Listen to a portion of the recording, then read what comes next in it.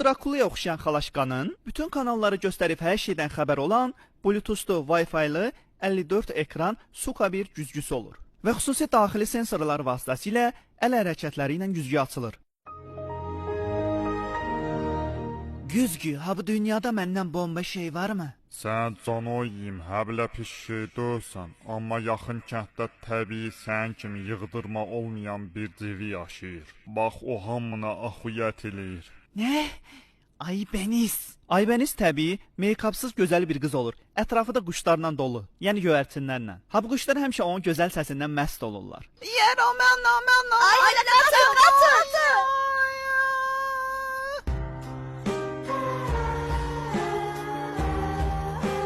Bir gün Aybənizin dalıyca bir oğlan gəlib, başlayır oxumağa. Ay Allah, bu nə qəşəng qızdır.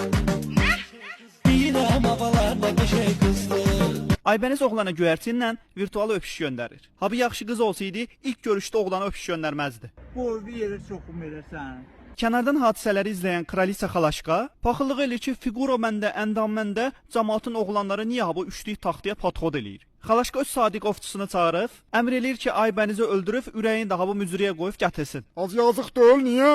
Ət qəlbi və bilet, öldür dedim, öldür, çıma bilə. Это тоже, пожалуйста. Və Aybəniz meşədə gül çiçaqdan yığan vaxtı, ovçu bıçağını çıxardıb arxa nahiyədən yaxınlaşır. Eləyəməyəcəm, mən qandan iyrənirəm. Bitdən ovçunun ağlına ideya gəlir ki, qızı meşədə azdırım, Xalaşqaya da deyim ki, öldürdüm və həblə bir variant istifadə eləyir. Üç meşə o tərəfdə babat endirimlər başlayıb. 100 manatlıq doncanı 99